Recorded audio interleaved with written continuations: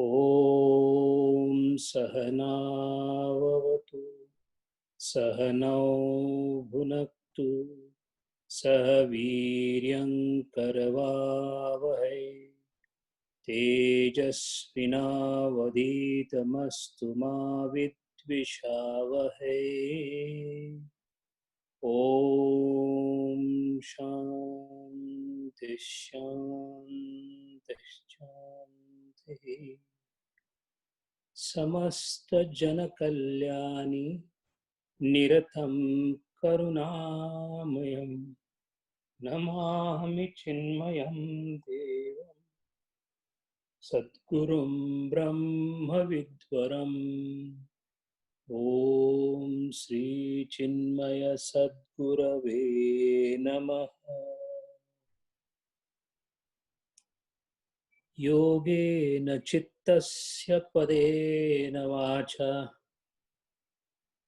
मलं शरीरस्य च वैद्यकेन योपाकरोत्तं प्रवरं मुनीनां Patanjali प्राञ्जलिना नतोऽस्मि।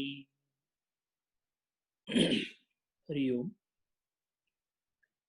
With the grace of Gurudeva, we were trying to see for last two sessions the evolution of universe or Srushti Utpatti Prakriya. And as I mentioned earlier, we had a specific reason as to why we were trying to see the evolution of universe, because it has a direct connection and bearings on meditation. The sutra that is under study is the sutra for the journey of the sadhaka or the yogi who has cut off the outer world. There is absolutely no connection with the outer world. Then what happens to the mind is answered in this sutra. So first of all, we must remember that one who has an ability to cut off his mind from the external world is the one who starts or embarks upon this journey, which is described in the 17th Sutra. Up to this point, all the sadhana has been done. Yama, niyama, pratyahara, asana, pranayama, dhyana, dharana, ashtanga is complete. Then the journey is going to start. A question is always asked that how is it that Patanjali Maharaj is talking about samadhi right in the first pada, while the sadhana path is yet about to come. He's talking about samadhi now, and he's talking about the ashtanga in the next adhyaya, how this can be. And the answer to that is Patanjali Yoga Sutra is not a treatise for the beginner. Atha Yoga Anushasanam. Remember, the first word of the first sutra is Atha. Atha means after you have studied and practiced in entirety different aspects of yoga, you have come for the final culmination of knowledge. Patanjali Yoga Sutra is a scripture of a very high order. That is why Patanjali Maharaj presupposes the preparation. And that is why if you look at this way, samadhi is interspersed in different padas. What we are trying to do is, we are trying to take all those padas together so that it makes more sense to us. And that is why we are investing so much of time on this sutra. A clear, crisp understanding intellectually of this sutra is going to be of vital importance to understand remaining padas. What we saw so far is that how the evolution of the universe happens. And when we saw the evolution of the universe happening, we saw from the Sankhya point of view. We saw both Sankhya and Advaita. We tried to compare it just for the sake of our understanding and to avoid confusion. But we are not in Advaita. We are right now in Yoga Shastra. So henceforth, we shall be using only Yoga Shastra terminologies or Sankhya Tattva Jnana terminologies. The Purusha has been completely described earlier. Prakriti has been described, the mode of operation, And the third tattva that happens after that is Mahat or Buddhi. And after Buddhi comes the Ahankara. This Ahankara is a metaphysical Ahankara, nothing to do with the so-called I, me, mine. That is a different Ahankara. Unfortunately, these two words are same. It was explained earlier.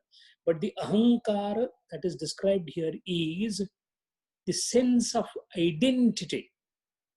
Prior to the creation of universe, there is no sense of identity in the sense of differentiation. There was only one and only one Purusha. So there is no question of two there. Ahankar is the first beginning of feeling of two-ness. Because Ahankar can only one come when there is something else present there. So after the Mahat Tattva, the Ahankar, which is called as cosmic Ahankar or Vaishvik Ahankar, again, not to be confused with me, mine. Ahankar means I, only I. So that I, that means identifying myself different than something is the beginning of what is called as Ahankar. Now the question is, consciousness up to the stage of Ahankar was unified, one molten gold in one molten lump form. No differentiation so far. Purusha, Prakriti, Mahat. Consciousness is still one. Now from Ahankar onwards, it is going to become tripartite. Now what is this business of tripartiteness? Tripartite means whenever I have to say I, there has to be something else present. So supposing an object called spectacle is present, then only I am looking at the spectacle, this sentence will make meaning. If there is no spectacle and there is no difference between me and spectacle, no statement can be made about these two objects. Moment you say two objects itself means that one and the second. So there is a separatedness between the two. When there is a separatedness between the two,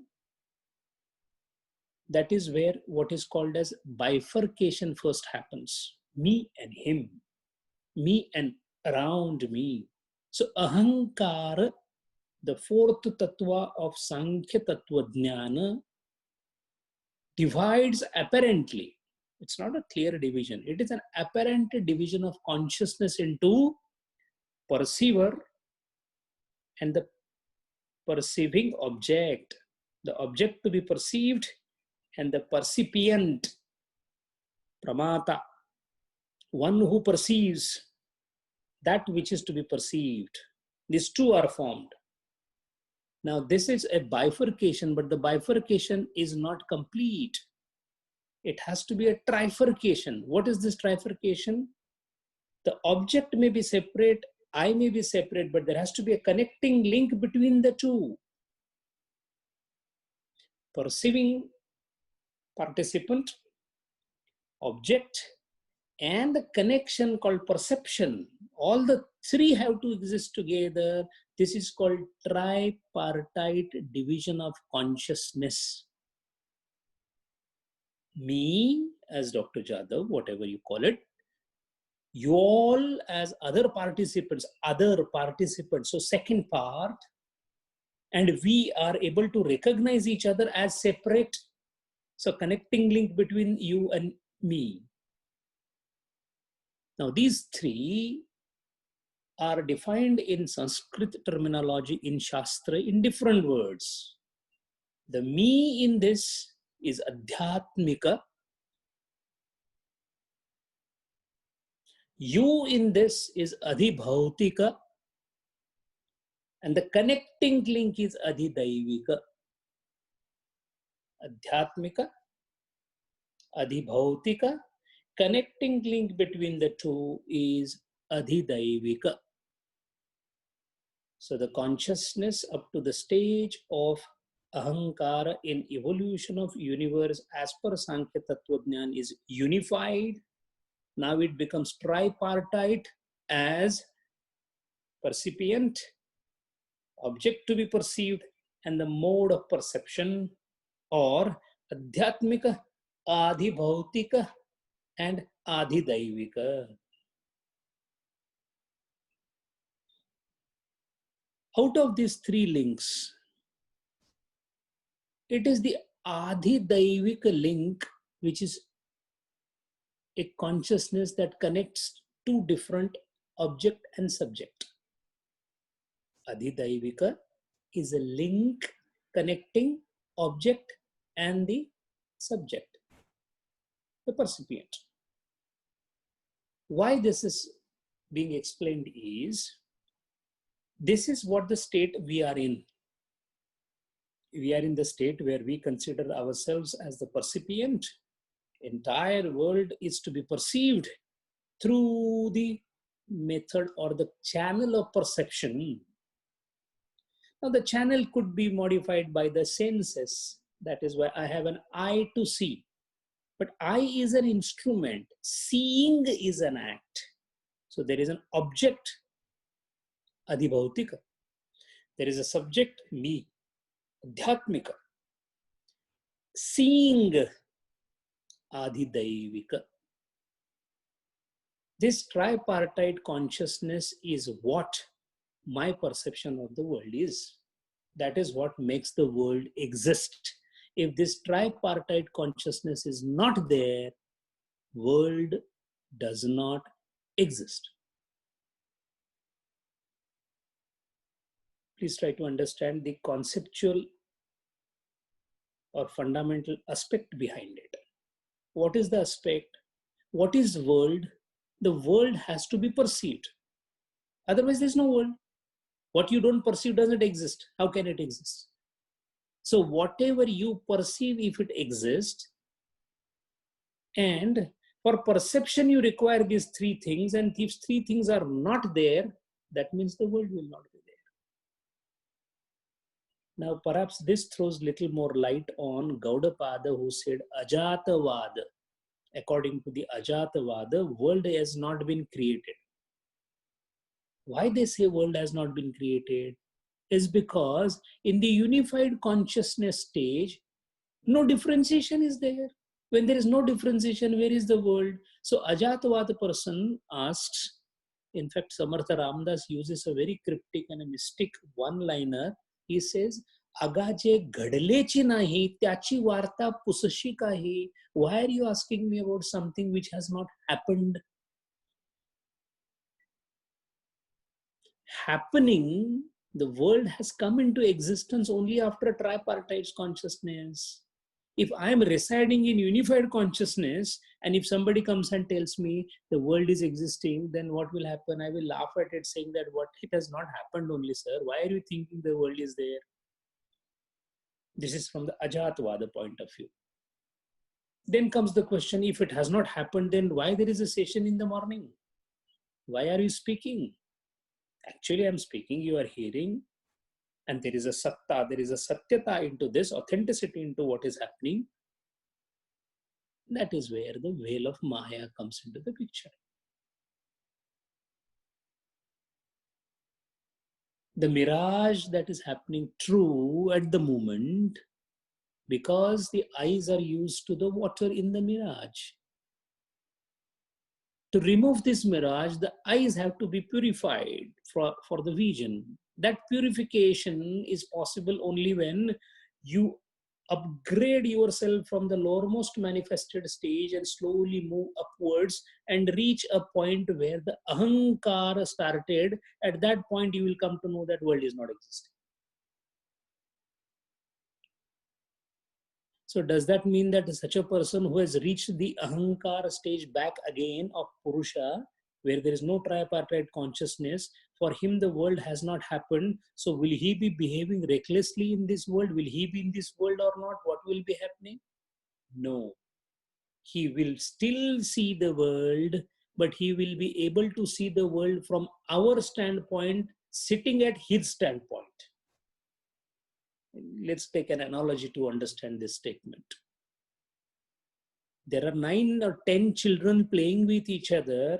One of the child grows to become an adult and still he continues to play. Now, what is the difference between the play? The adult knows that this is all useless. It's a play that is happening. So uselessness of the play is understood by the adult because he has grown. Yet he is able to see everybody as child. What happened? Two standpoints simultaneously he is playing. One as a realized person. From that standpoint, nothing is existing. That is why they say that hatred, what hatred? With whom? Oh, with him and him. I don't have any him and him. I have only one solid consciousness with me. So that's why Jivan Mukta never hates anybody. Guru Deva never hated. There's no question of hating. Because he looked at you as what? In one of the early mornings, Gurudeva asked about what morning is, and everybody said when the sunlight comes, when the early rays come, etc. Gurudev said when the consciousness rises, that is the morning. What is the meaning of that? From the point of Gurudeva's standpoint, consciousness is everywhere. So one consciousness is talking, another consciousness is hearing. There is no identity of Nama and Rupa. At the same time, he understands that X spoke and to Y. Simultaneous apprehension, simultaneous comprehension of two states is possible for a Jivan Mukta. But for the one who is at a lower level like us, we can't have simultaneous comprehension because we have not yet reached to that stage. And reaching to that stage from the lowermost mental manifestation to the highest manifestation of post-ahankara level is a process of samadhi. If we are supposed to reach back to the level of consciousness pure alone, Atma Tattvam alone, Parabrahmam alone, then we must do two things. The first is useless involvement, presuming the world as true, has to be completely jettisoned, completely annihilated. That is called Vairagya. What is Vairagya? And I'm talking of Apara Vairagya. Apara Vairagya means, first of all, stop whatever you have done by presumption. I am so and so, this world is so and so. These are all presumptions. That is why desire is the stupidest mistake of mind. So what we need to stop is, first stop the outward connections. All that, wife, child, plus, minus, profit, loss, pain, sorrow, bad man, good man, virus, no virus, all these are outward manifestations happening in this universe which are nothing to do with me, because that is my outer aspect of modification, and I am here to completely remove the modification. So first is outer manifestations, that is completely shutting off the outer world, which is called as apara vairagya. Apara vairagya we saw is possible only when the senses are first doused off, then the mind is doused off. Once the mind and the senses are completely controlled or cut off from the outer world, apara vairagya is achieved. Individuals are the details. Rest everything is detail.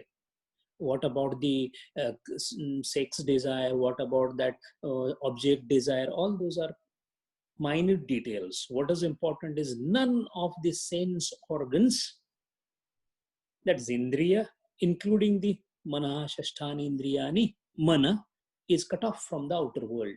Once it is cut off from the outer world, then what happens when the internal journey starts? Mind well, there are two worlds, the outer world and the inner world.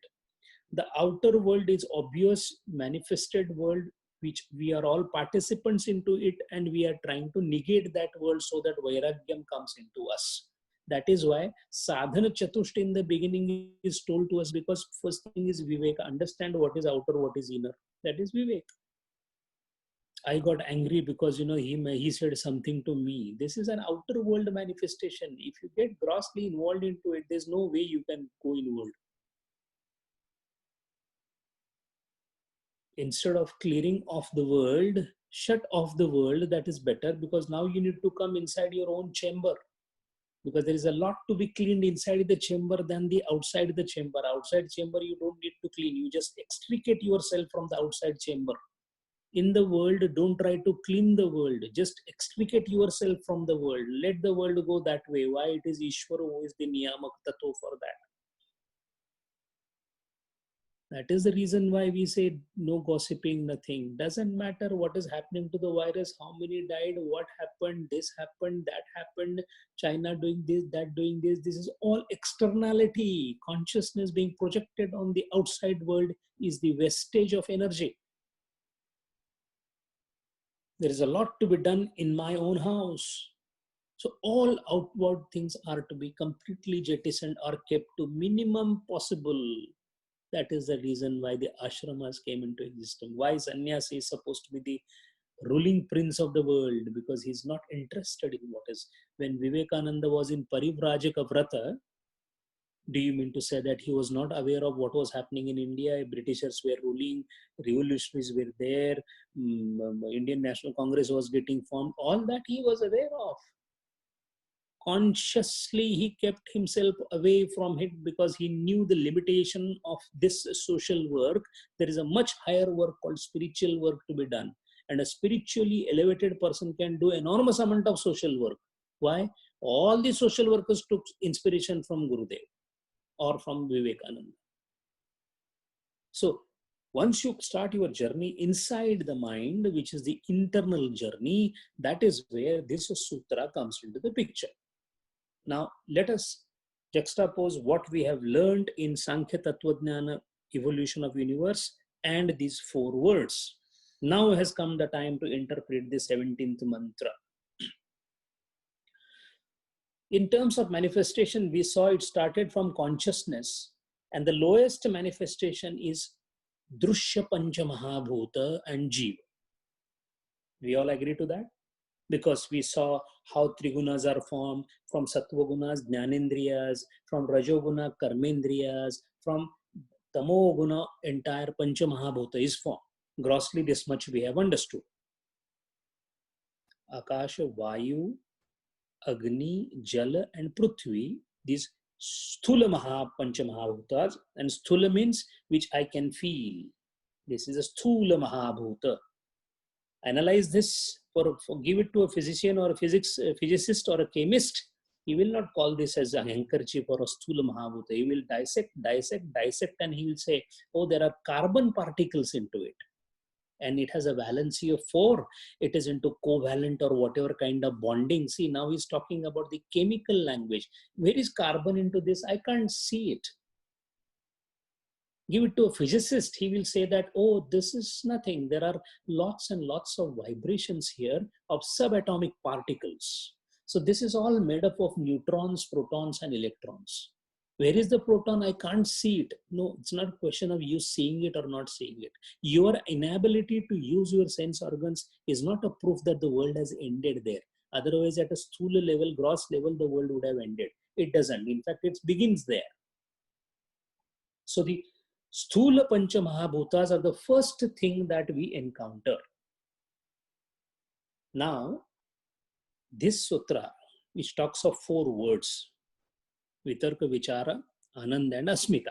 These are the 4 words that he talks, and it is connected to a word called Sampradnyat, Samadhi or Sampradnyat, Anugama Sampradnyat. What we are doing in the internal journey is journey of consciousness. Because it is a journey of consciousness, no movement is required. That's why you stand still, sit still at one place. Why? You don't have to walk around, you don't have to see anything, because you cut off the outer world. Cutting off outer world means all the Jnanendriyas are not interacting with the bhutas, the outside world. Karmendriyas are also not under action. So that is why you can't be doing dhyana while walking. In the beginning, dhyana siddha avastha, he may jump and still he'll be in dhyana. That is a different thing. We are not talking about realized souls. We are talking about beginners. A beginner cuts off the world physically and mentally and sits at one place and starts slowly uncovering the layers of consciousness. Our consciousness is hopelessly reduced or truncated to the lowermost mentality of comprehension of the world around us. That is the lowest level of consciousness. The consciousness which we use even in study of engineering and medical and whatever you call it is basically trying to understand some obtuse concepts, maybe some surreal concepts, but still it is at an intellectual level. So what is happening is we are utilizing consciousness for a very mean things, lower mental field it is called. Now the journey has started for upper mental field. What is this upper mental field? The consciousness is a vast ocean. So what is happening is we have only a cup full of water in our hand as a consciousness. Now we want to increase the expanse of consciousness. This is one way of looking at it. Or a consciousness is layered upon each other. We are slowly removing one layer, one by one layer, so that we reach to a stage where there are no more layers left, only consciousness is left. This unfolding of consciousness, removal of layers of consciousness is called process of samadhi. And in this process of samadhi, by the stricter definition of sama and adhi, from the stricter definition of samadhi, the word is restricted to the highest manifestation, and the journey up to that is then defined by the words called asampradnyat and sampradnyat. That's why Patanjali Maharaj is very cautious in not using the word samadhi with that. Although all the Bhashyakar people who are talking, they say sampradnyat samadhi, asampradnyat samadhi. It is similar to that. Yet Patanjali Maharaj has reserved the word samadhi, which he's going to describe much later, because these things, what he has described, are called steps to samadhi, of which he has first described in the 17th mantra, Vitarka, as the first stage. Now let us see. Now we are definitely geared up to understand this word. After 4 sessions, we are definitely now geared up to understand what Vitarka is. The lowest manifestation of the universe is Pancha Mahabhuta. We saw that. Even our body is made up of Pancha Mahabhuta. So gross manifestation. What is our gross manifestation? Sthula Sharira. Panchakosha, the outermost is Sthula Sharira. So Sthula Sharira, Sthula Pancha Mahabhuta, or the 5 elements, gross elements. First, we should understand how consciousness is involved in Pancha Mahabhuta. That is the first state. Subtler aspect I am going to take later. First aspect first. First, which is visible, I can see my senses, is Pancha Mahabhuta. So I take any of the Pancha Mahabhuta object, any object. Then they say, if you're going to take any object, why don't you take an object which you revere? What is the object you revere? I revere Jesus. Take it, no problem. I revere Ganapati. Yes, you take that object, problem. But I revere Ganapati in marble. Doesn't matter. Take marble. No, in metal, in gold. Doesn't matter. Take. Anything that can help you in having faith or Shraddha in that object. Faith is not the intention.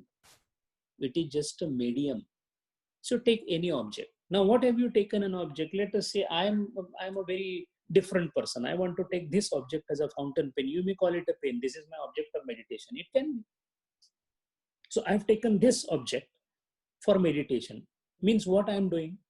I'm trying to see that I know this is made up of Pancha Mahabhuta. That much I know now as a student of Sankhya Tattvajnana.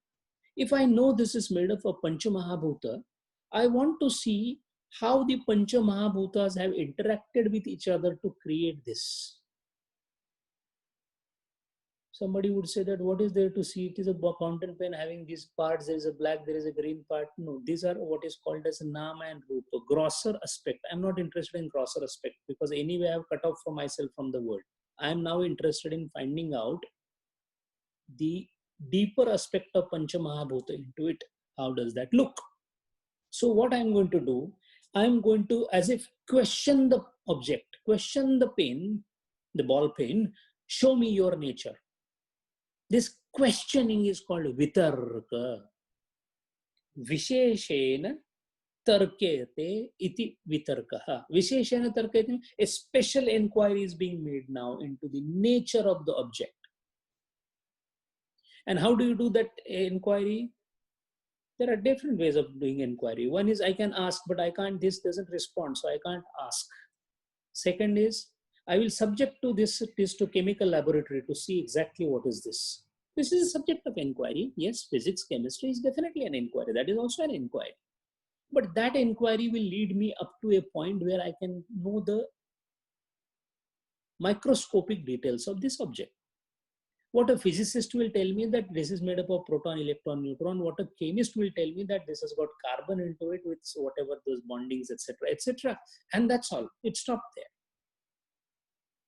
But I am interested in knowing the real nature. Because when I say it is a white pen, the physicist said there is no white or this is just a proton. That means what I say got negated. What physicist said also will get negated by somebody who knows better than that. That means if I know that the correct exact nature of this object is far different than what I presume, I must know the final nature of this product, and the final nature of this object is possible only when my consciousness, because ultimately it is the consciousness that gives the knowledge. If my consciousness goes here and meets the consciousness in the object, then the object will be completely known to me, because when this object becomes a part of me, I will definitely know it. I know about my little finger.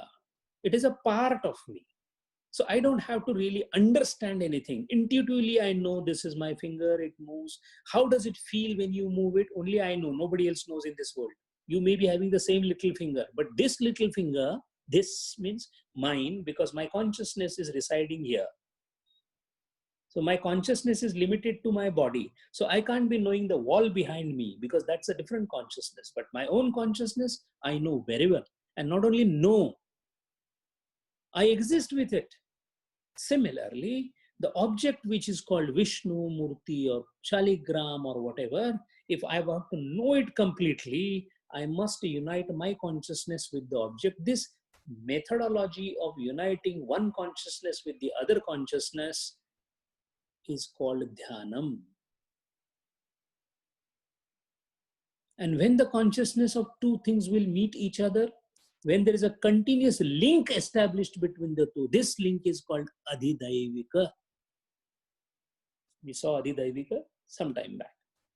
What, in other words, we are trying to do is, we are trying to channelize our consciousness through the channel of consciousness to the consciousness of the object, for which what I am doing is, I have to see that only consciousness is getting transferred from me to the object and nothing else.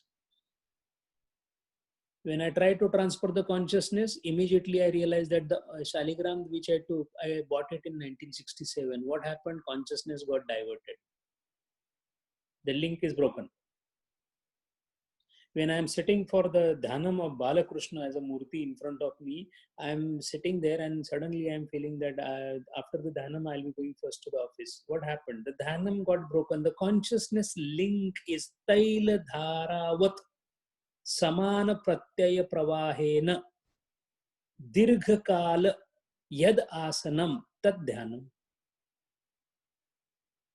Satu Nirantara Dirghakala Satkara Sevito Drudabhumi. We saw the sutra. The continuity and a complete involvement in transference of this consciousness is extremely important. Now let us presume that we are able to achieve that. Who will be able to achieve that? You and me? No. Emphatic no. Why emphatic no? That is because unless we have learned to shut off ourselves from the outer world, the journey itself cannot begin.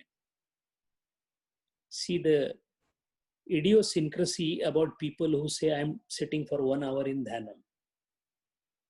Let's understand what Dhanam is. Why it is said that a minute of Dhanam is a highest blessing from the Lord. Why?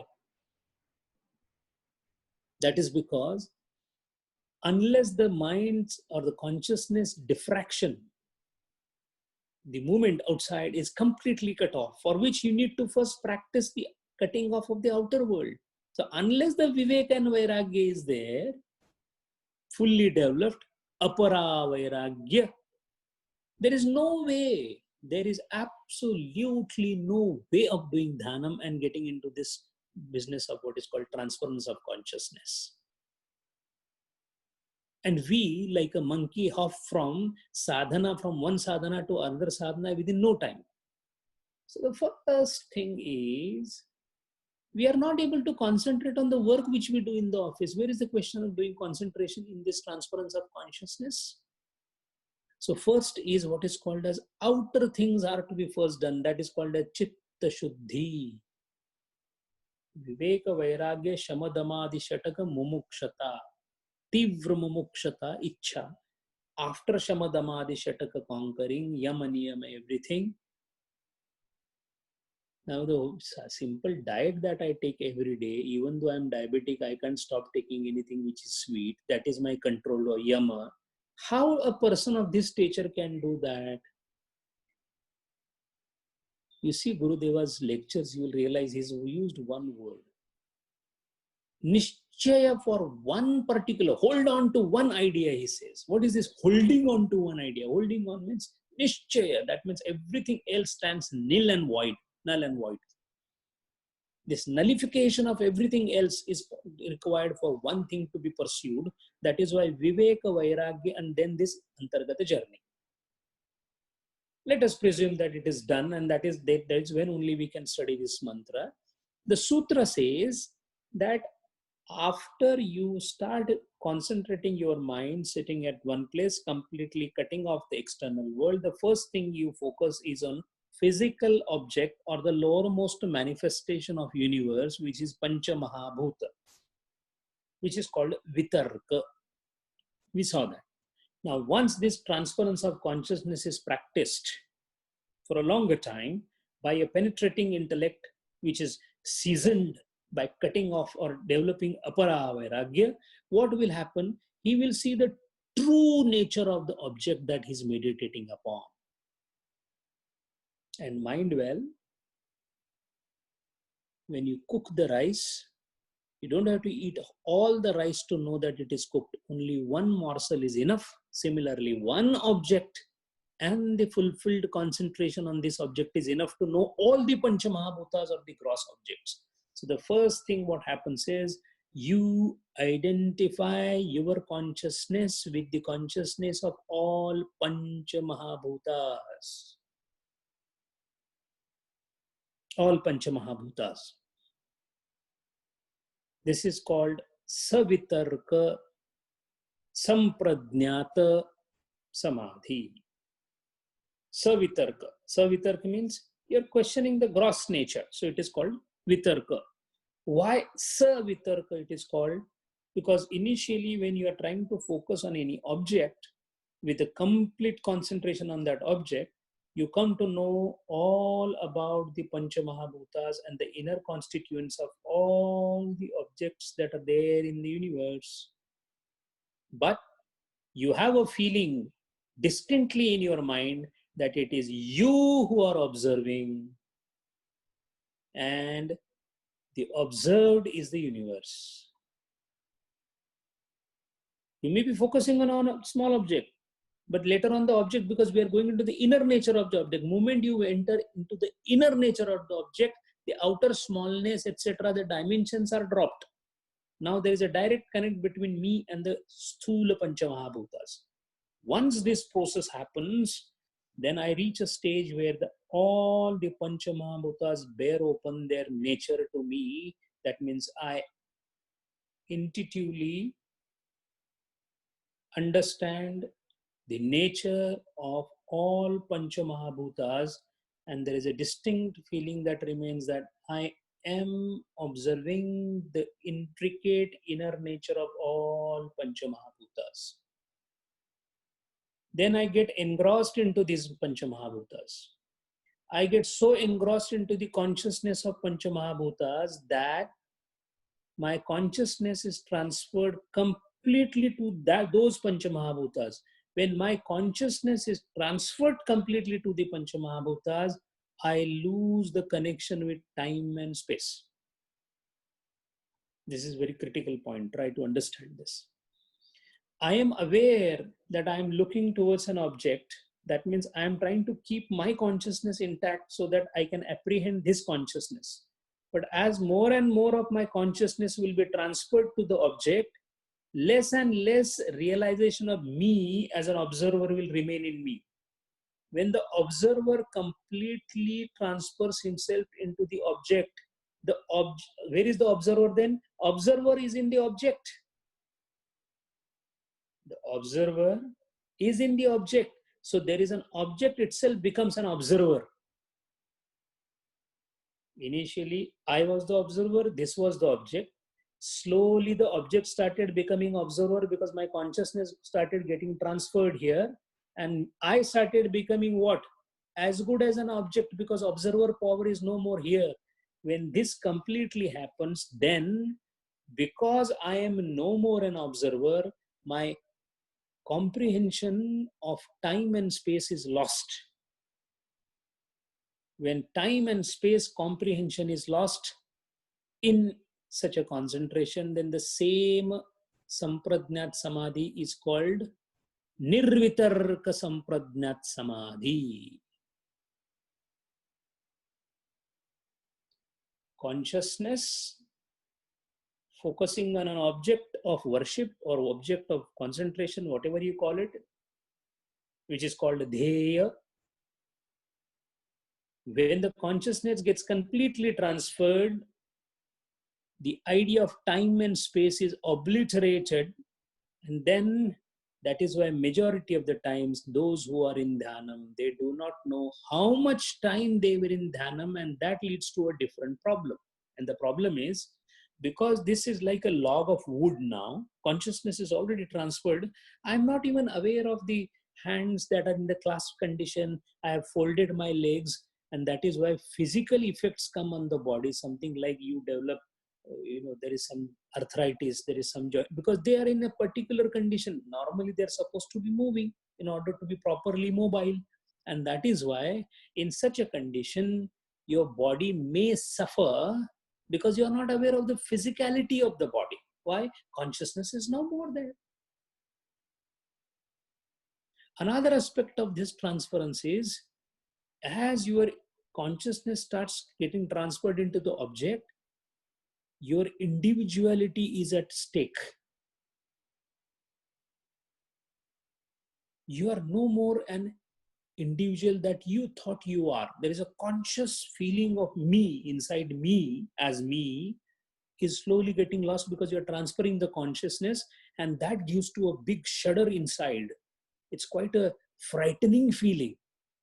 Now, do you understand why Vivekananda, when he was first time given the experience of Samadhi by Guru himself, not that he tried for it, Guru gave it, but he got scared and he started shouting, I have a family, I have a family. What was happening? The individuality, the self, the ahankar, or what I-ness was slowly getting dissolved. That's why it is quite a scary feeling in the beginning. It creates a shudder inside. And this I'm telling not because I have experienced it, this is because those who experienced have written about it. So once this is overcome, then the sadhu, then the yogi will be in the samadhi of lowest type. Because this is the lowest type of samadhi. It is not even samadhi according to Patanjali Maharaj. That is why Sabija Samadhi and Nirbija Samadhi, we are going to come later. So Patanjali Maharaj has spoken about there as a word samadhi, that is going to come later. Right now we are talking about the first stage of inner journey of that mind which is cut off from the external world. As a first stage of its first journey inside is called Vitarka Samprajnatata, which is either Savitarka or Nirvitarka. Savitarka means time and space boundaries are still there. I'm transferring my consciousness to the object. I know that I'm transferring. When transference is happening also I know. And I come to know the Pancha Mahabhutas, that also I know. And then a time comes when the transparency is complete, the time and space is broken. I enter into a stage called Nirvitarka Samprajnat Samadhi. Now that we have understood so much, the word Samprajnat can be understood now. Samprajna. There are two words. Prajna means consciousness of a higher type. I know this is handkerchief. This is also consciousness, but it's a lower type. The consciousness now that I am using is for higher purpose. So it is called prajna. It is same buddhi. I eat every day. This is my buddhi. Moment I start doing something higher intellectual work, the buddhi starts becoming, needs to be more refined. Otherwise, a commoner on the street cannot understand Patanjali Yoga Sutra. Why? The buddhi has to be refined. And a commoner in Patanjali Yoga Sutra cannot understand so easily Samprajnata because higher refining is required. So as buddhi gets higher refined, what is getting higher refined? Consciousness is getting higher refined. So the refined higher consciousness, which keeps on unfolding itself to go to the higher and higher stages, is called prajna. This consciousness, when it goes up and up, it goes through these four stages: Vitarka, Vichara, Ananda, Asmita, of which Vitarka we are studying. And all these four stages are called Samprajnat. That means Prajna is there everywhere. There is everywhere Prajna. Then what happens in Asamprajnat? There is no Prajna. There is also Prajna there. Then where is the difference between Asamprajnat Samadhi and Samprajnat Samadhi? Listen carefully. This is a very critical aspect of understanding of the Yoga Sutra. When you are on the journey of higher consciousness, you come to know about something. For example, just now what we discussed, there is a Pancha Mahabhautik object which I concentrated upon. I came to know all the Pancha Mahabhutas and the intricate details of Pancha Mahabhutas of all the world through the meditation called Vitarka Samadhi, Vitarka Samprajnatata. Okay. Now what has happened is, there is a comprehension of what is happening in my mind at that point of time when I am trying to take an object and trying to focus and meditate, etc. And through this, I am going to go for all Pancha Mahabhutas. I am able to have two aspects. I am observing and I'm observing something, and it is showing me the intricate details which so far I had not seen. Higher level of consciousness, stage beyond the normal consciousness, our consciousness, let us call it. This is stage one up, one notch up. Okay. After this particular nirvitarkata is achieved, time and space barrier is gone, then comes a stage that the very feeling that I am understanding the nature of Pancha Mahabhutas is gone. Pancha Mahabhutas is also gone, and nothing remains, as if there is a void. So there is a wave that went up. I saw something. Then time space was not there. And then there is one lull. That lull is asamprajnatata. What is that lull? Let us take an analogy to understand it. It is taken by one of the very nice author of Patanjali Yoga Sutra. I found that analogy to be very nice. This Vitarka Samadhi is like you're trying to fly a plane. So what happened? Your plane has gone up from the earth. So your outer world is cut off. The upward journey has started. So the plane has took off. While taking off, you look towards the object, that is earth. What happens? The earth becomes smaller, smaller, smaller as you go up. Similarly, in this particular Vitarka Samadhi, the object starts giving the intricate, finer details, and the outer things are gone.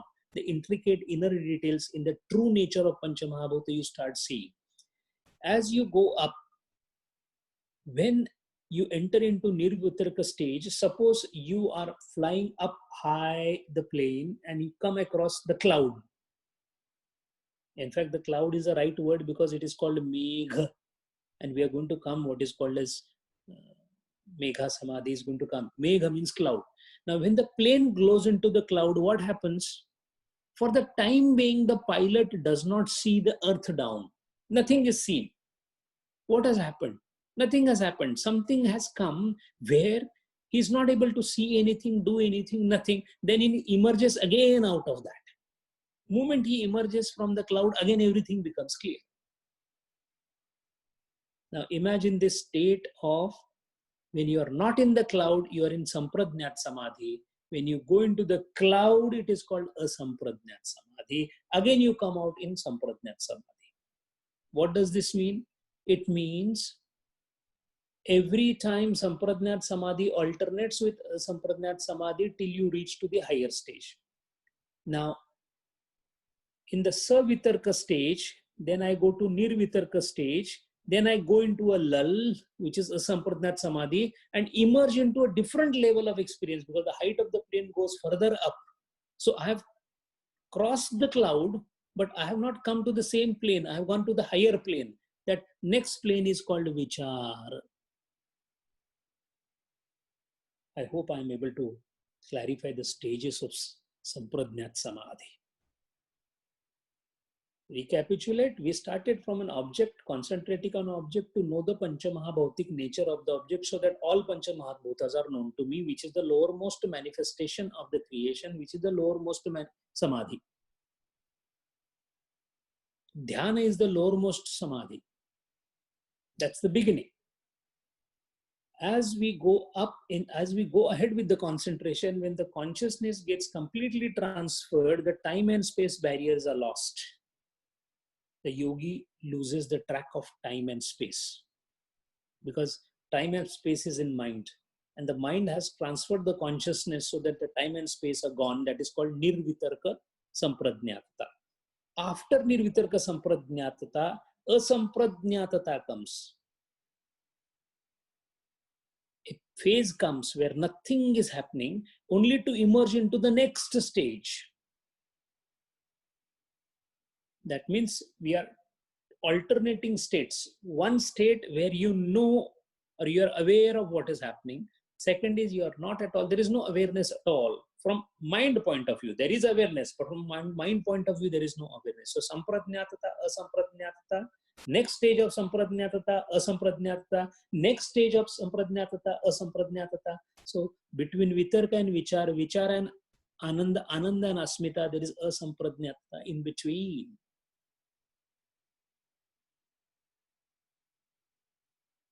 In technical language, it is described as in Sampradnyatata there is Pratyaya, and in Asampradnyatata there is no Pratyaya. That is the only difference. Sampradnyatata, one word, and just put no Sampradnyatata, Asampradnyatata.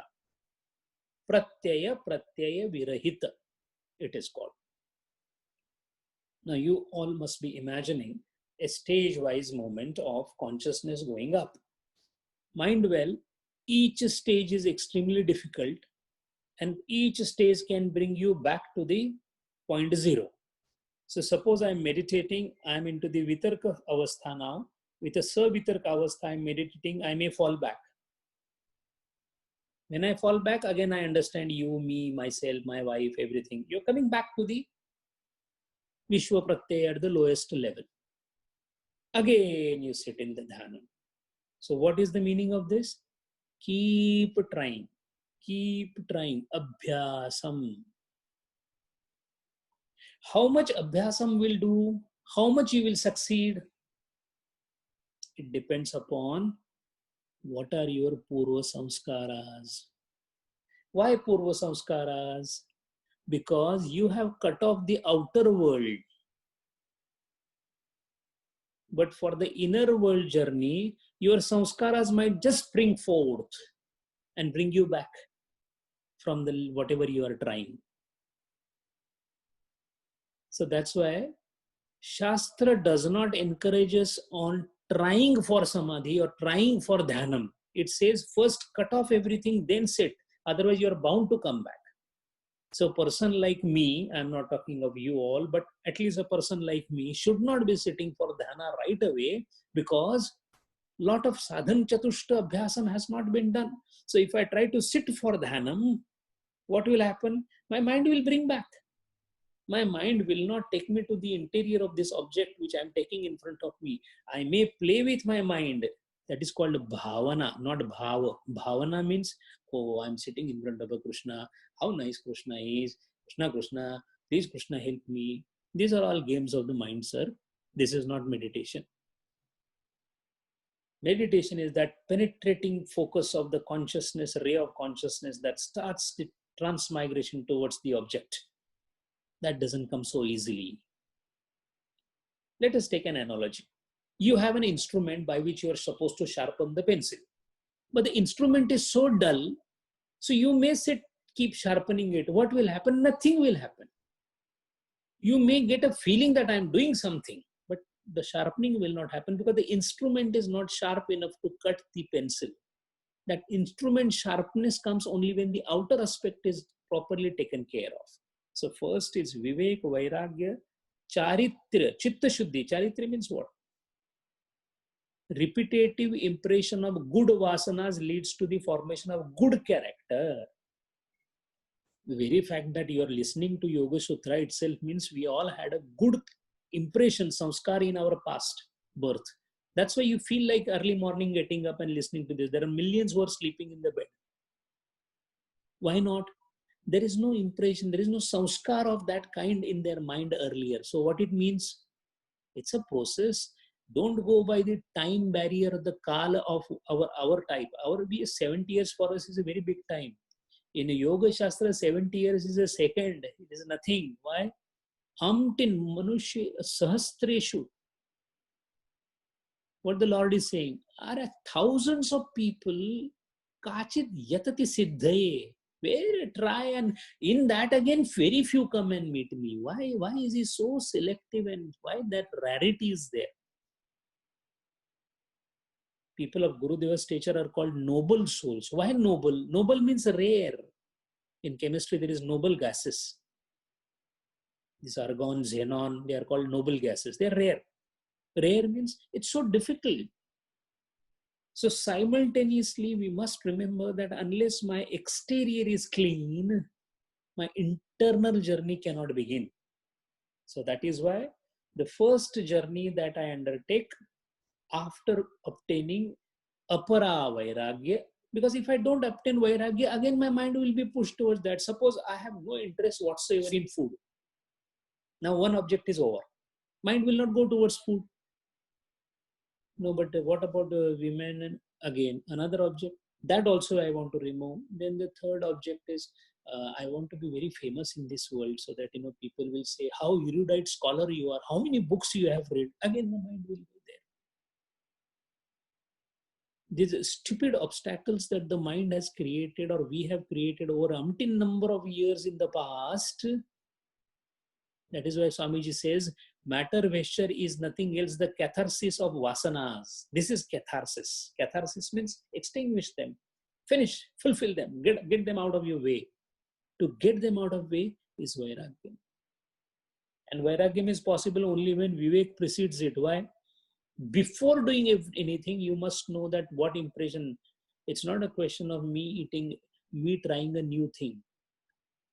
The problem is, it will become my habit, and it does. I should be happy with that small vehicle that I have. Otherwise, what happens? Every vehicle becomes a habit. Isse jada, more than this, more than this, more than this, more unsatiable appetite. Ashanam manushanam kachit ashcharya sunkala baddha yaya pradhavanti mukta tishtati panguvat. It's a hopeless shackle, the asha. So all the jettisoning of all external world has to be done. In Sufism, it is called sharika. First, you take care of the sharika. This is outer world. Then you will come to know the tarika. Tarika is inner journey. Sharikat, tarikat, and then marifat. Or hakikat, it is called. Hak means ultimate consciousness. Purush. Hak is satya. Hak is ultimate consciousness. So that is why the systematic journey is possible only when we completely cut off ourselves from the external world through Vairagyam. So, in short, according to Sankhya philosophy, the highest consciousness called Purusha, the lowest consciousness is manifestation of Jiva and the Pancha Mahabhutas, and there are multiple layers between them, which we saw during the creation. What we are trying to do in Samadhi is to go backward. For going backward, you start from the lowermost manifestation. Lowermost manifestation Pancha Mahabhuta. When you try to take any object of Pancha Mahabhuta and try to do ekagrata on it, it is called as Vitarka, because questioning for the nature of the Pancha Mahabhuta. When you do this transference of consciousness to the object of consciousness through Dhanam for the inquiry or the Vitarkata, you come into what is called as Savitarka Sampradnyatata. And when you completely transcend yourself and lose the track of time and space in that, it is called transcending the time and space. It becomes Nirvitarka Sampradnyatata. After you have mastered this stage, then comes a lull or a void or a oblivious state, which is called Asampradnyatata, from which you again emerge to the next stage called Savichara Sampradnyatata. Now, what is this Vichara Sampradnyatata? So far, I had taken a solid object in front of me and tried to see the composition of it, and I came to know the composition as Pancha Mahabhuta. In what form? Prithvi, Jala, Vayu, everything that is there in this, I came to know about this, and for that matter of the entire world. So all these solid objects of entire universe, Sthula, Vishwa, I focused on. Now I know that from even physics point of view, this is a fountain pen, all right, for the Sthula. But what is the Sukshma Swarupa of this fountain pen? Sukshma Swarupa is nothing but vibrations. Ask a physicist, he will tell you what is this. This is nothing else but vibrations. A vibratory form. This vibrations of different frequencies is the real nature. Is it possible for me to focus on the vibrations or the real nature beyond this Sthula nature, which is the Sukshma Sharira of this object? The Sukshma or the vibratory aspect. Now compare this with our own Panchakoshas. Our Sthula Deha, everybody knows. What is my Sukshma Deha? What is my next? Manomaya Kosha. Manomaya, what is Mana? Vibrations. It exists. I can't see it with my senses. Similarly, here also the vibrations do exist. I can't see it with my senses, but it is existing. That is far purer form of this object than what I see.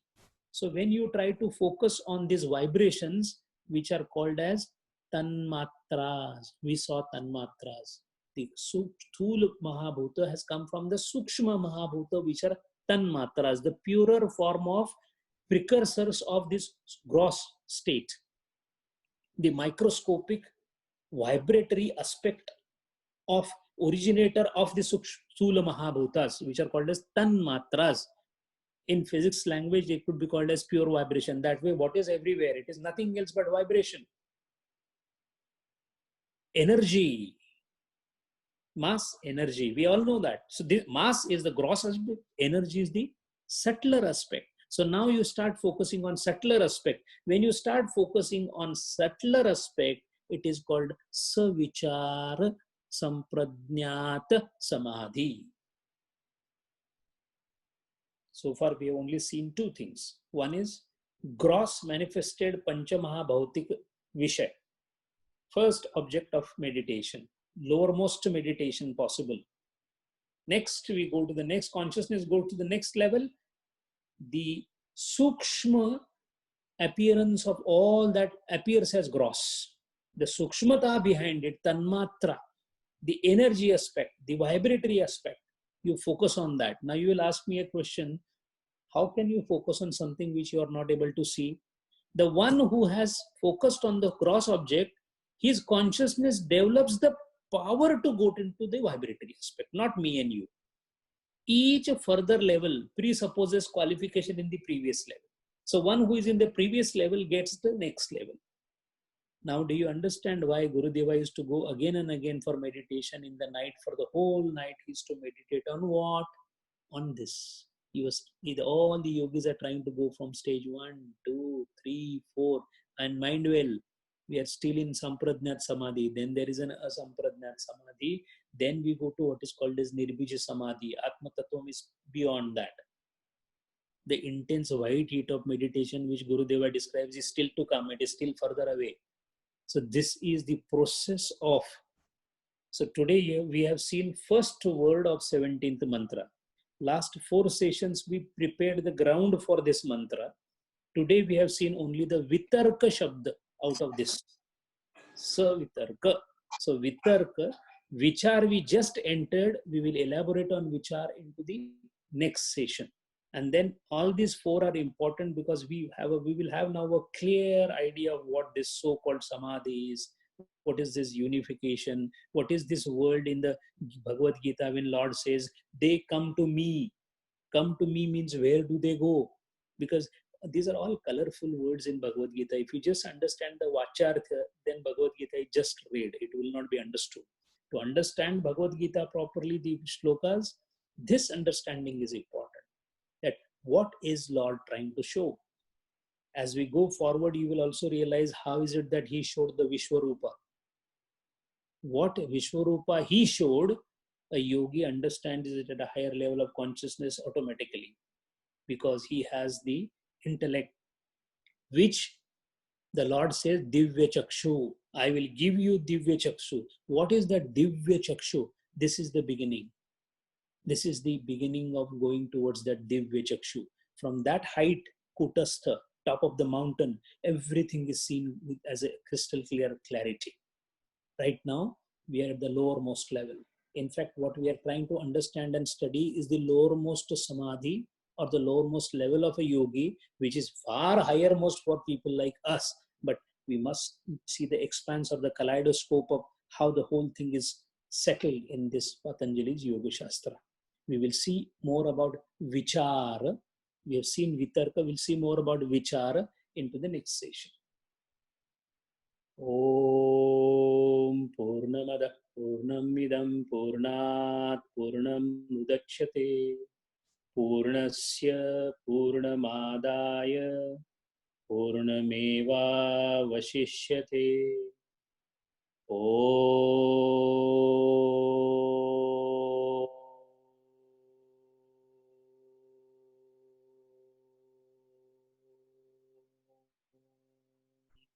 Shanti, Shanti, Shanti. Hari Om Shri Gurubhyo Namaha. Hari Om.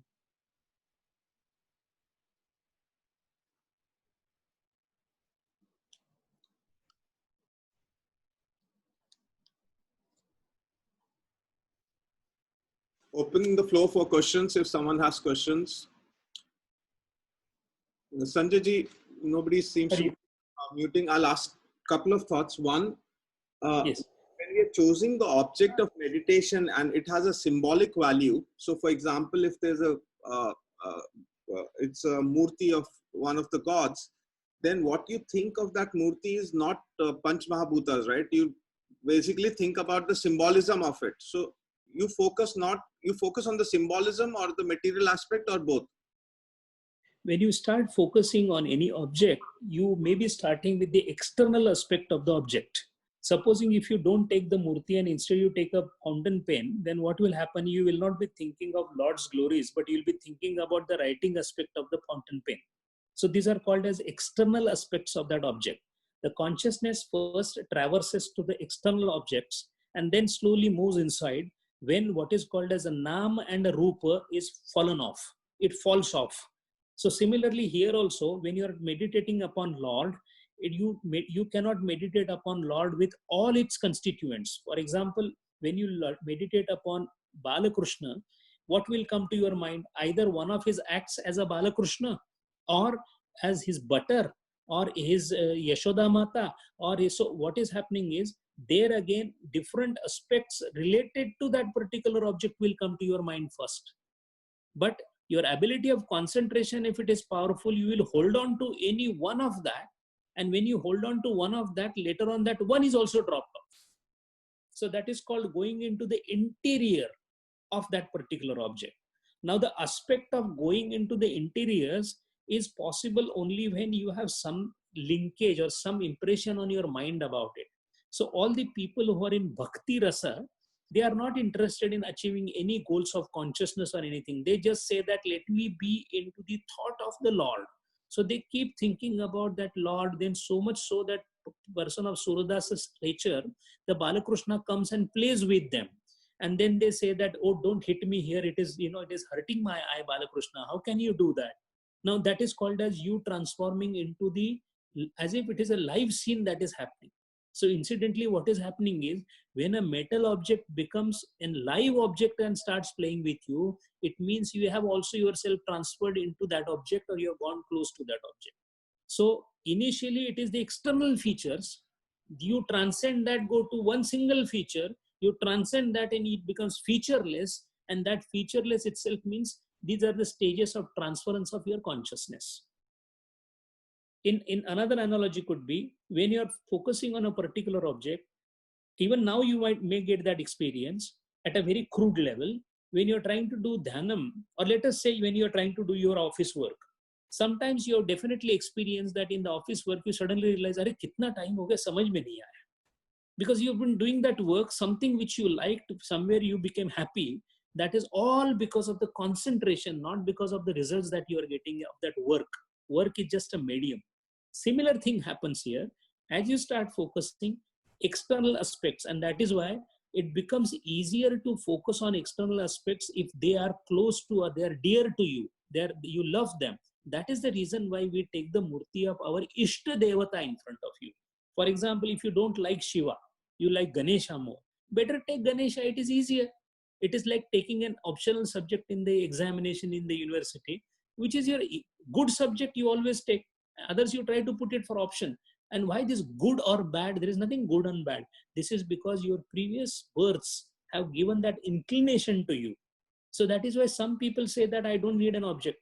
I'm going to meditate on Nirguna Nirakar. Even the Lord has said in 12th Adhyaya, we saw in that our work that happened.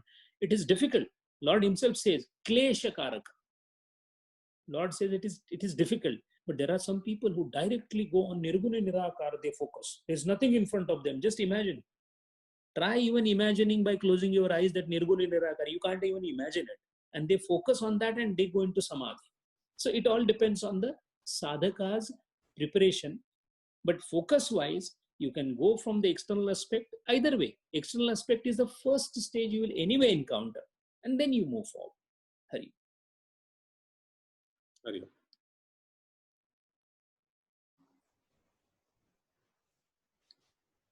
Hari Om, Sanjay ji. Hari. I have a small doubt. Now to meditate, as you have mentioned that you have to have an object and you have to transfer the consciousness to the object of meditation. And I mean, maybe I'm talking something regular, but what I observed or rather experienced, if you look at the open sky, I mean, without the clouds, you see deeper into this thing and you forget everything surrounding yours and you are able to shut off everything. That is without an object. I mean, the infinite, you are seeing the infinite kind of thing. So what is that situation is that, because I have often experienced that looking at the sky, you forget everything. There's no cloud, it's deeper into that you are traveling like anything. Yes, when you get that kind of an experience, it is a momentary lapse of the awareness of surroundings.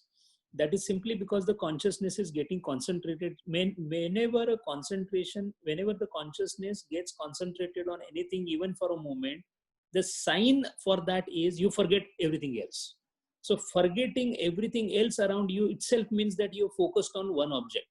But the fact is, when you look at the sky, you may feel that there is nothing there, but the blueness of the sky, yes, the vastness of the sky is also a quality of the sky. So it is an object. So when you say it is not a void, the blueness, the vastness, the hugeness, the feeling that you're too small and this is too big, all Yes. these are nothing else but the attributes of the sky. So it is again becomes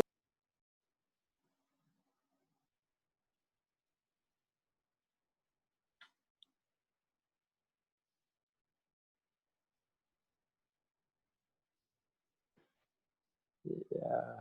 Yeah, yeah. Sorry.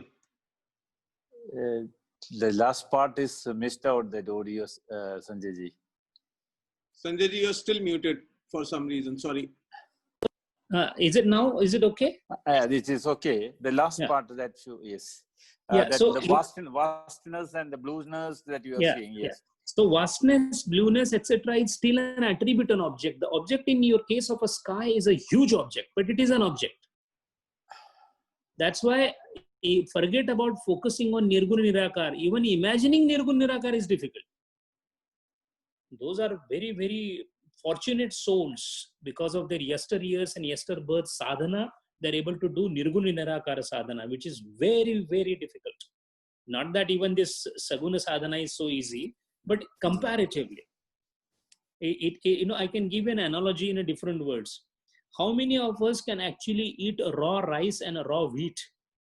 Very few. For Very us, few. we require roti to be made. So Saguna Puja is like eating a roti, and Nirguna Nirakar is like eating the grains. You require that much of digestive power. So there are very few who can do that. Very. Hari Om. Hari Om.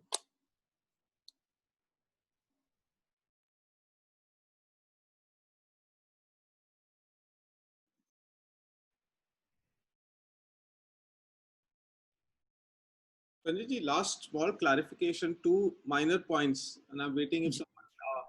One is the Shunyavad of Buddhism is similar to Asampradaya Samadhi, right?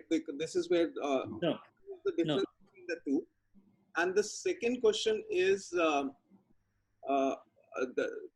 Swami Vivekanand talks about Virat. I'm forgetting the Hindi word, but basically he says to start on the meditation journey, you stare at something till that thing becomes alive and your eyes start watering, and that's a good way to start. But that led me to the question that as I start to meditate, should it be with open eyes or closed eyes? So such a basic question to start with. No problem. Both are very important questions. One is, this is Asampradnyat is not Shunyavad of Madhyamika or the Buddhism. The reason I'm telling you is Sampradnyat and Asampradnyat are still stages for Samadhi. They are not Samadhi. And Shunyavad is talking about the Samadhi stage. So after these four, Vitarka, Vichar, Ananda, Asmita, then you reach a stage which is called as a Nirbija Samadhi. That means supposing that all the four stages are conquered, where do you go? What happens then? When nothing, no impressions, nothing, all time, space, everything is dissolved. Then what remains? The Buddhists say nothing remains. Nothingness is the ultimate thing. While the Advaita says it is not nothingness, sir. It is something which is very vivacious, Sat Chit Ananda. It is a positive state.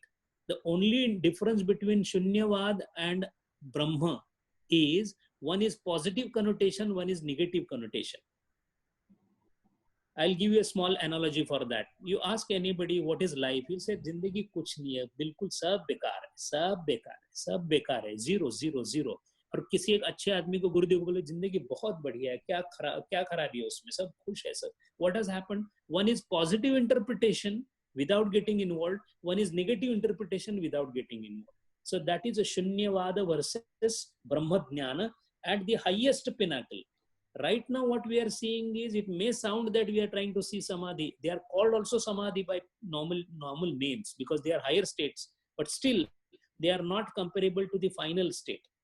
So this is Sampradnyatata, Asampradnyatata, next level of Sampradnyatata, next level of Asampradnyat, and then you reach a stage where nothing is left to be meditated upon because there is no meditator left.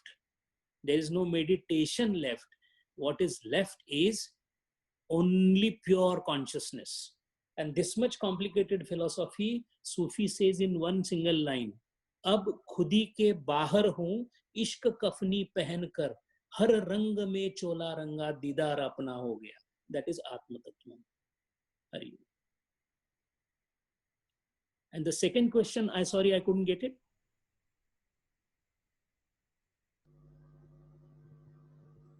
Sorry, my mistake.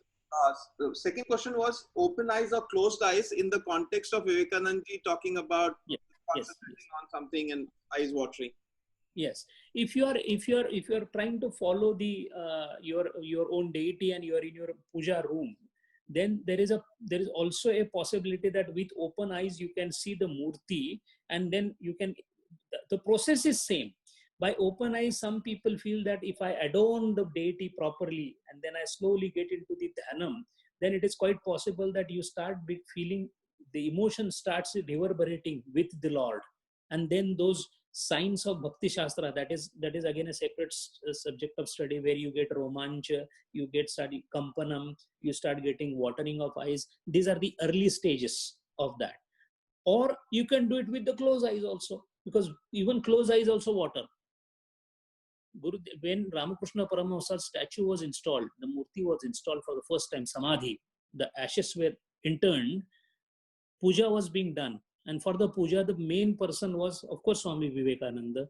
But he came, but he was a person of a Rajayogi nature. So when he came, he did not do any puja. He just sat in samadhi and he was there for almost 3 hours, 2 to 3 hours. And what was happening was only the eyes were rolling from his eyes and his eyes were closed.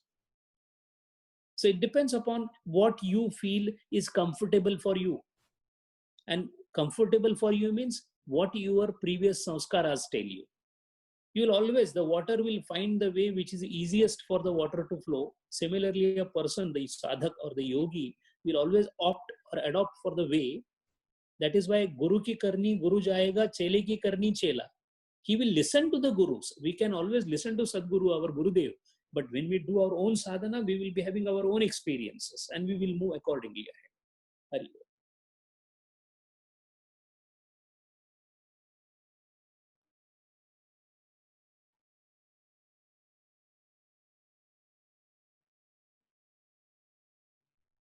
Sandeep ji, you had a question? No, actually, I have a very, I don't know whether it's a question. It's more like when you sit down for meditation, what identity should you assume? Because, I mean, as a person, if I sit down as Sandeep, then I also sit down with all the associated, likes, dislikes, all the associations with the word. But what should I be sitting down as an individual? As I don't understand that part for meditation, because if I am, I mean, if I'm questioning or transferring my existence or awareness into any object, what should this awareness be, which gets transferred into an object? I mean, because there could be various such awarenesses. So I'm quite, I don't know whether this is a question, it's just a feeling that No, it's a very, very, very relevant question. What you say is that in what bhav I should be sitting, because I'm a person with different manifestations which I see of myself. So when I sit for meditation, what type of state or sthiti I should be in meditation? In fact, in meditation, there is no sthiti. Whichever sthiti you are, you sit for the meditation. And there is no level of awareness. Awareness is only one. What happens is, the very act of transference of consciousness itself means you completely removing all these prejudices that you have about you. So when you sit as a person, as the same Mr. Sandeep ji, having ills and bads and goods and whatever, all these will be lost. That itself is transference of consciousness. When the consciousness starts the transference from you to the object, it itself means that consciousness, when it will start, when it is not modifying itself with you. So your own modification of consciousness are already there. That is why you're sitting for meditation. As Gurudeva says, you are a patient. That is why you are in the hospital. So when you sit for meditation, you are not a yogi. You are trying to become a yogi. So you will sit with all your ills and bads. But as you start focusing, your ills and bads will slowly start melting and the transference will start. So moment the transference starts, it is like you shed your own personality and a new personality starts moving towards the object. This itself is a process of transference of consciousness. This itself is a process of dhanam. What is dhanam ultimately? Samana pratyaya pravahena. Samana pratyaya, when it is possible, when your own pratyayas are gone. And when your pratyayas will be gone, means you will be transferring the consciousness. Call it transference of consciousness. Call it shedding your all extra qualities that you were carrying with you. Both are same. That is why in dhanam, dhyata loses the identity. Loses the identity means good and bad, all identities. Bad is also gone. In fact, bad is gone first. Even the good identity that I am into the service of Lord, that is also gone. So what remains? Lord is gone. What remains? Service remains. Seva. Lord is also gone. Initially, I am doing the worship is gone. Next, Lord is gone. And only thing that remains is the seva or the service, which is called interconnecting link, which is called adhidaivika. Only adhidaivika remains. That is pure consciousness.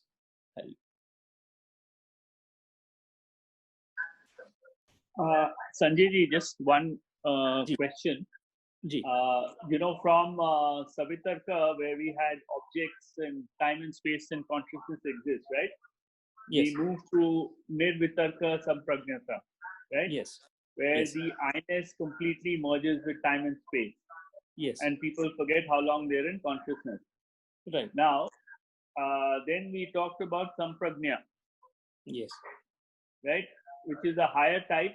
You mentioned nothing is merging into the state. Is this the cloud that you were referring to? Yeah. Yes. Yes. It is a cloud. It is an analogy to the cloud, Okay. where everything is blurred. But mind well, in this cloud, there is still no sight of sun in the sight. There is no sun in the sight. That means Atma Darshanam is not there. So imagine three conditions. One, where you know what is happening. One, where you need not know what is happening. And in between. Or another analogy is when the solid becomes liquid or liquid becomes gas. There is a stage when solid is not solid and liquid is yet to be formed. There is intervening stage, maybe for a microsecond. That is that cloud, that is that asamprajnata. Hari. I was a little confused between the Samprajna and Asamprajna, because you mentioned that the cloud is in the Samprajna part. No, right? no. Cloud is asamprajnatata. Okay. Rest everything what I described is samprajnatata. Vitarka, vichara, ananda, asmita, these are samprajnatata. Between two samprajnatatas, asamprajnatata cloud is there. Okay. So Asamprajnata comes before Prajnata. Yes. Okay. Fine. It is alternating with each other. These are alternating levels of consciousness, but moving upwards.